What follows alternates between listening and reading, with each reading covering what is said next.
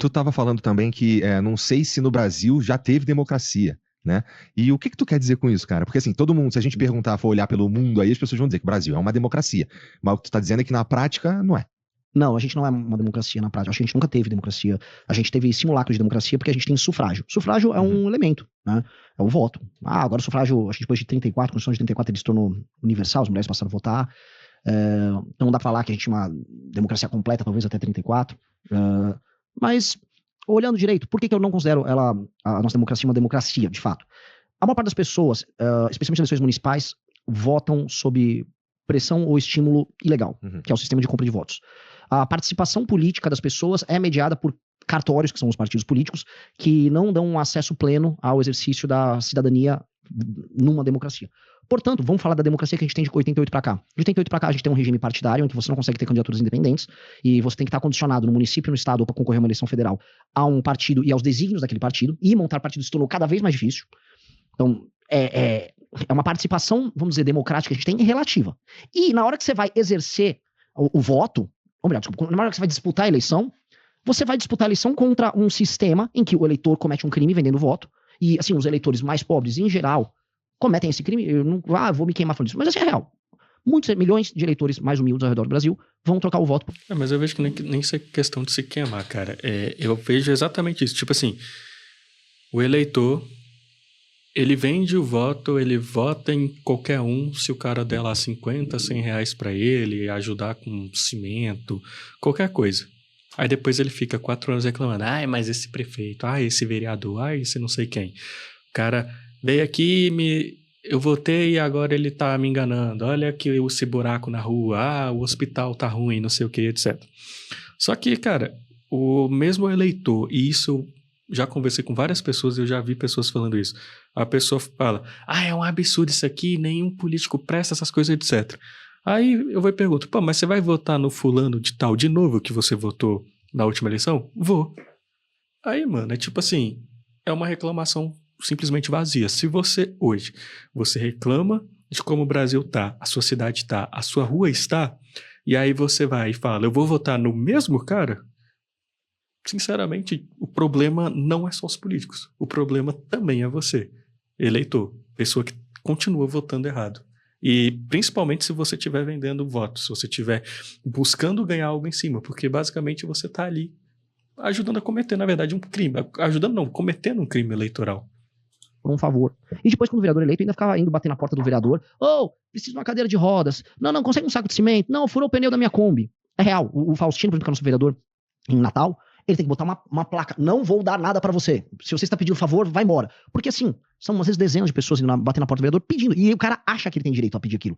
Ele acha que ele fez porque ele fez um favor, é uma troca, uma transação. Eu fiz um favor em votar você e fazer meus parentes votar em você. Em troca, você tem que me dar coisas, porque eu sou o seu parceiro. Não é que o eleitor é uma vítima. O eleitor não é uma vítima. Porque a gente trata às vezes as pessoas como se fossem retardados, sabe? Tipo, esse eleitor é uma vítima. Não, o eleitor também sabe o que ele tá fazendo. O que ele entende como política não é o que a gente aqui entende. Entendi. Ele entende como política assim, eu participo aqui, esse cara me representa, ele cuida de mim, e eu também cuido dele, eu também trago os votos pra ele. Tem que me ajudar com isso aqui. Isso não é democracia. Isso é o clientelismo, o coronelismo adaptado para regras burocráticas mais modernas, mas... A gente ainda tá no século XIX, em certa medida. Entendi. E isso pra mim não é democracia. Um lugar onde, vamos dizer, as eleições municipais se dão sob a lógica da compra de votos, chamar isso de democracia, cara, é meio cômico. Então, para resolver isso daí, a gente precisava dar um jeito na nossa realidade de escassez, né? Porque, assim, esses caras que nem você tá falando, e eu já vi lá numa cidadezinha que eu frequentava lá na Baixada Fluminense, que a galera vendia voto mesmo, assim, não é nem muito incomum, nem sequer muito escondido. Mas geralmente a galera que tá num sufoco assustador. Então, enquanto a gente tiver essa realidade de uma escassez, especialmente concentrada nessas cidadezinhas aí, não tem jeito. A gente ia precisar realmente de uma maneira que fizesse com que todo mundo saísse dessa realidade, ainda que seja pelo que você está propondo aí, com essas metas dos prefeitos ou de quem está ali. Isso seria uma outra coisa que seria, vamos dizer, ganhos de produtividade e competitividade do Brasil, para o Brasil crescer economicamente e isso se irradiar para a base da população. A população não achar que cometer um crime é uma ação válida de 2 em 2 anos para melhorar a vida. Porque tem 2 caminhos. Um caminho é o caminho basicamente de punir de maneira muito grave. Por exemplo, uma coisa que eu não cheguei a falar com figuras do judiciário, mas acho que é interessante propor acham correto prender e dar aquelas penas, vamos dizer, bastante pesadas para aquelas pessoas que foram presas do 8 de janeiro? Eu acho que aquelas pessoas cometeram crime, eu acho que tem que ter punição para elas. Mas as penas também exageradas. Pô, então parece que cometer um crime contra a democracia é um negócio muito sério aqui. E o político que compra voto? Pra mim, o crime que ele comete é maior do que aquelas pessoas. Ele tá subvertendo o sistema democrático de 2 em 2 anos, através da corrupção, e é da corrupção do dinheiro desviado ao caixa 2, o dinheiro não lançado, porque esse dinheiro não vai lançar, comprei a Dona Maria no bairro tal, e termina com esse dinheiro desviado pela compra em si do voto. E o eleitor comete um crime em vender. Todo esse processo tem que, vamos dizer, ter penas muito duras e um sistema de fiscalização eleitoral muito duro. Então tem que ter um elemento de coerção do Estado pesadíssimo nisso. E 2, a gente tem que fazer com que essas pessoas não considerem, assim, estamos em 2025, que a eleição é um evento que acontece de 2 em 2 anos, que você faz um favor pra alguém e em troca ele te faz outro. É uma transação. Definitivamente, é uma sociedade que as pessoas dependem disso, uma sociedade que deu merda, né? E aí a gente ainda chama isso de democracia. Falar que isso é democracia, assim, honestamente, o problema do Xandão, que é um problema concreto na democracia, é pequeno perto disso.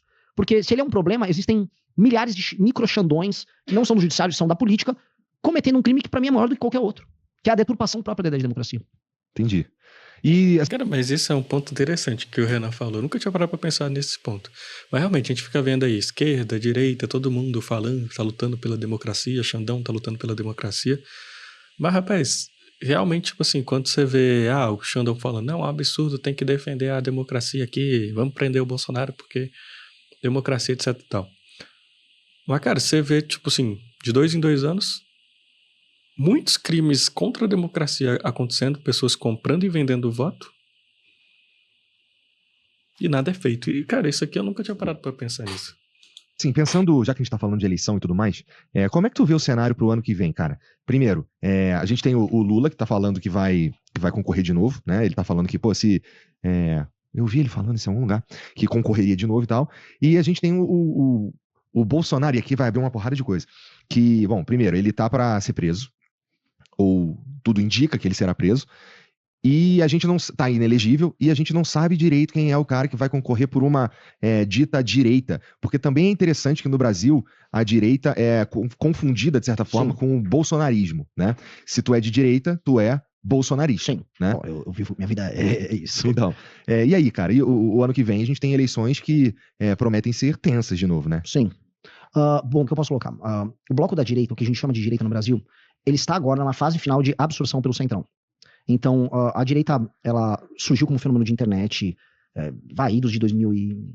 A gente tem os primeiros ecos disso com o Olavo de Carvalho, até 2010, Reinaldo Azevedo, revista Primeira Leitura e tal. Uhum. Na década seguinte, a gente tem 2013, a apropriação das ruas de 2013, eu participei diretamente disso, pela direita, pela classe média, surgimento dessa direita, movimentos liberais, Lava Jato fora Dilma, Bolsonaro surge, é uma coisa antissistema, fora do jogo, e aí ela chega de maneira prematura no poder com o Bolsonaro, que é muito parecido com o Trump. Trump não achava que ele ia ganhar a eleição em 16, ele ganha a eleição e não tinha programa, teve que chamar ele, Trump, os caras old school do Partido Republicano, os caras mais das antigas, pra administrar o governo dele. E esses caras não concordavam com as coisas deles. Eram caras que tinham até raiva do Trump, que era uma espécie de centrão do Partido Republicano. Ele fez um governo, O Bolsonaro faz esse governo, ele não tinha equipe, não tinha nada, um monte de doidinho foi pra lá no governo, e ele chama os caras do centrão. Que quando ele começa a governar, foi no meio pro fim da pandemia, ele entrega o governo ali pro Ciro Nogueira, os caras do centrão começam a tocar o governo mesmo, vira um governo absolutamente convencional. Ele também imaginava que ia se salvar do impeachment, tinha toda discussão sobre impeachment ali entre 2020 e 2021.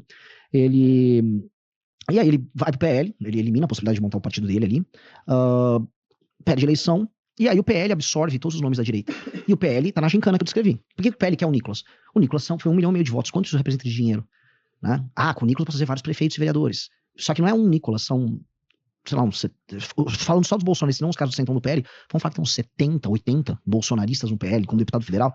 Então, o PL, ele absorveu, ele fagocitou a direita como parte da mecânica eleitoral e financeira dele.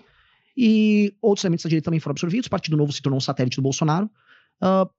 E aí o centrão começou a entender, tá ruim de trabalhar com a esquerda, tá ruim de trabalhar com o PT. E se a gente tirar esses arrobos malucos do bolsonarismo, é fácil controlar a direita, porque a direita é retardada. E a real da direita, que no geral, via de regra, a direita brasileira é retardada. E quando você é retardado e assume um cargo no executivo que tem muita responsabilidade, administrar educação, orçamento e tal, você vai ter que chamar uns adultos na sala. Quem são os adultos na sala? Péssimos adultos, semi-alfabetizados, imbecis, mas eles existem, que são os casos do centrão, que estão administrando nesse instante quase 5 mil cidades ao redor do Brasil. Eles estão administrando estados, eles estão em secretarias e tal. São eles. E eles vão assumir essas posições e eles usam a direita como um instrumento para vencer a eleição em termos majoritários E aí eles participam da gestão. O projeto desses caras, por isso que eu falei que eles fagocitaram a direita. É o projeto do Tarcísio. O Tarcísio é o candidato do Centrão. Então o Tarcísio, ele leva o voto da direita. Aí a ideia é botar o Ciro Nogueira como vice. O Ciro Nogueira é do PP. O PP fez uma federação com União Brasil, que em Brasília, nos corredores, eles chamam de PEPUNE, esses nomes horríveis, assim, acho que é a Federação União Progressista, mas na prática, eles falam, eu sou do PEPUNE. Então eles fizeram isso para aumentar o número de deputados, é como eles aumentaram o número da Cacife na gincana, e falaram, como eu sou bem grande na gincana, eu faço vice. E aí eu decido quem é o meu governador aqui, e eles começaram a fazer o jogão ali. E aí eles fecharam com setores do mercado financeiro, uma parte do setor empresarial, expectativa do agro. A ideia de, assim, a gente lança o Tarcísio, que é um sujeito legal, bacana, ele é um executor. A gente fecha o centrão inteiro com ele. Então ele, o Kassab, que é do PSD, o PEPUNE, PP União Brasil, o MDB vai fazer uma federação com republicanos, e que eles chamam nos bastidores de MDBREP. Então, junta um super bloco, isola o PT, e aí o centrão toca o Brasil, faz umas reformas ali junto com o Tarcísio. Esse era o plano dos caras. Até o Eduardo Bolsonaro tacar uma pedra e tá tudo merda aí no plano, né? Essa é a parte da direita. Da esquerda, em tese, seria o Haddad o nome. Tá. O Lula não? O Lula tá se animando novamente agora, né? Ele voltou a... O Eduardo, os Bolsonaro aí, tudo isso que tá acontecendo aí com taxação e tudo mais, parece que tá ajudando o Lula no fim das contas, né? Tá. Eu tava falando com o Kim hoje, os deputados da esquerda ficam falando nos corredores, puta, animaram o velho, tá? Cara, e isso eu tenho falado, já tem acho que uns 2 ou 3 vídeos aqui no canal Papel Dobrado, que eu tenho falado sobre esse negócio da taxação. Minha língua deu uma travada aqui, que tá beneficiando o Lula. Sabe? Então, eu vou até deixar o link aqui em cima aí pra você assistir. Mas é o seguinte, antes da gente continuar aqui, se você já tá assistindo aqui o vídeo, tem mais de 10 minutos de vídeo já, e não é inscrito aqui no canal, inscreva-se.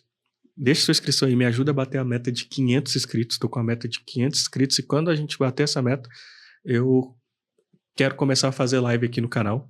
Então, se você quer poder ver live, interagir comigo ao vivo, se você tá chegando agora, você não me conhece, mas acredito que se inscreva no canal que você vai ir me conhecendo. Talvez você goste de mim, talvez não. Mas siga aí, se você não gostar também, se inscreva, que aí você vai poder falar mal de mim ou me xingar ao vivo também. Então, acho que faz parte, né, do jogo aí. Mas esse negócio da taxação era algo que eu vejo que era para trazer mais dano ao governo do PT. Tá beneficiando o cara. O cara tá ganhando mais popularidade, né? As pessoas estão ficando com mais raiva do Bolsonaro e do Eduardo Bolsonaro, porque, o Eduardo, não, vamos até as últimas consequências para livrar meu pai. Não, cara, nenhum brasileiro, tirando esses doidos da cabeça que acha que tem que sair na rua agradecendo um presidente gringo que quer taxar e destruir sua economia, ninguém quer isso, cara. As pessoas só querem trabalhar, as pessoas só querem pagar suas contas e viver suas vidas. Ninguém quer se sacrificar para salvar o pai do Eduardo Bolsonaro.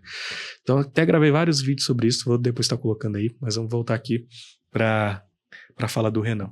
Animado. Então, a turma da esquerda tá mais animadinha. Há uma percepção dos deputados bolsonistas de que o Eduardo tá levando as coisas para um caminho ruim. Um setor inteiro como o agro tá muito puto. Assim, espumando. Então, assim, a análise é que isso que tá acontecendo lá do Trump, tá falando essas coisas aí, tem a ver, de fato, com a ida do Eduardo Bolsonaro para os Estados Unidos e alguma articulação que ele fez ali. Tem também, mas eu estabeleceria, vamos dizer, a razão pela crise diplomática Brasil e Estados Unidos, em termos percentuais, a responsabilização pro Eduardo e Paulo Figueiredo, especialmente Paulo Figueiredo. O arquiteto só é o Paulo Figueiredo, que é bem mais inteligente e habilidoso que o Eduardo, e que tem contato com o Trump. O Eduardo também tem, mas o Paulo é mais capaz. 20%. O Trump, no mesmo período, de 15, 20 dias que ele taxou o Brasil, ele também anunciou México, Japão, acho que Coreia, anunciou a União Europeia inteira, falou dos BRICS, meteu Rússia no meio, meteu OTAN. Ou seja, o Trump tá atirando pra todo lado. Então ele já ia fazer isso com o Brasil, por razões outras que Xandão e não sei o quê. Ele ia fazer isso porque faz parte do projeto de reordenamento geopolítico dos Estados Unidos na gestão atual dele, que quer fazer. Isso iria acontecer, o Brasil ficou numa posição muito exposta, a gente pode até comentar por que o Brasil ficou nessa posição exposta. Tá anotado aqui também. O Brasil basicamente ficou com a bunda de fora, achando que era esperto, e agora, né? E sei lá, 70%, 80% da razão concreta por conta disso esse tema. Tá bom, então a gente já volta nessa daqui, porque eu te cortei na que tu tava falando antes, que era... eleições. Isso. Então o Lula, ele tá, vamos dizer, voltando a se assanhar.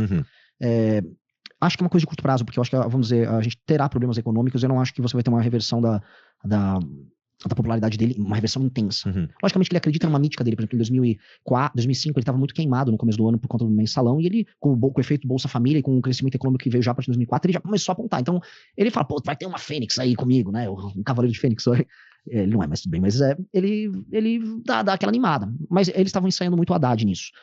Teremos nós, a gente vai ter a candidatura, eu até comentei assim, mal... Dá tempo? Tá.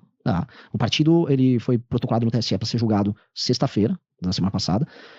Cumprindo os prazos, vai dar com folga. A não ser, assim, as coisas estão... Mas, assim, o TSE foi muito republicano conosco, assim, eu não tenho um A pra falar do TSE. Tem um A. Se rolaram várias... Os bolsonaristas falavam teorias conspiratórias de que o TSE não queria deixar saltar o partido deles. A real, assim, eu não vou ficar dando luz pra cego, né? A gente tinha uma reengenharia de todo o processo da montagem do partido dos Bolsonaro.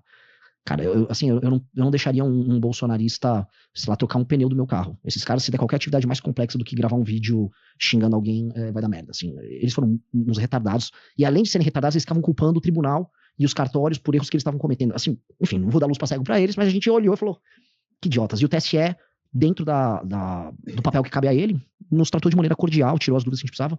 Então a gente vai... Acho que não tem motivo nenhum pra a gente ter problema. Entendi, então dá tempo pra vocês participarem das eleições. Uhum. E aí vocês já pensaram em quem que vai ser? Ou estão pensando ainda? Estão pensando por mim, cara. Isso é uma droga. Renan Santos, candidato a presidente, pré-candidato aí pra 2026. Porque eu não queria... Então, estamos falando assim, a gente já fez o convite, eu já fiz vários convites pro Danilo Gentili. O Danilo representa muito a energia nossa de todo esse processo desses 10 anos. O cara que não ficou alinhado com... Ele sempre foi antipetista. Eu não gosto de assumir, mas é o Renan. Essa censura toda que ele mesmo passou, humoristas passam. Sofreu perseguição do bolsonarismo, arrumou briga com o bolsonarismo. Ele é um cara muito símbolo disso tudo, além da projeção que ele tem, além de ser um cara com um caráter do cacete. Tem o Cristiano Beraldo, que é um empresário de sucesso, um cara que trabalha conosco já há bastante tempo. Hoje ele é um dos âncoras do Pingos nos Is na Jovem Pan. Cara brilhante, que tem uma ideia de Brasil, uma ideia de recuperação do Brasil via infraestrutura que é única. E eu nunca quis. E aí ficam aí, o Renan tem que ser candidato, e eu só vou se o time quiser. Não falo pra você, não gostei, não tô fazendo cu doce. Eu nunca fui candidato a nada. Eu poderia ser candidato a deputado, nunca fui candidato a nada. Agora, se me jogarem a bomba, eu vou fazer o melhor possível. Porque assim, eu tenho uma coisa, Igor. Eu gosto de imaginar soluções. Eu gosto de pensar, assim, o que eu tô fazendo isso aqui com você? Tipo assim, solução pra essa questão da compra de voto. Vamos imaginar soluções. Então eu vou ficar imaginando soluções e vou tentar divulgar, se me quiserem. Só que eu falei pra galera, se eu for candidato, só serei, assim, sem filtro algum, e pra falar esse tipo de coisa que a gente tá tratando aqui, e outras atrocidades, e atrocidades mais concretas, sem abrir concessões. Porque aí seria uma candidatura puro sangue. Mas não é mais ou menos o que o Bolsonaro tava falando que ia fazer também? Não, porque não havia nada de revolucionário que o Bolsonaro tava propondo. Ele só falava generalidades. Esse Brasil, se tirar esses ladrão daí, vai ficar muito melhor. Tá, mas o que isso significa? Tira esses comunistas.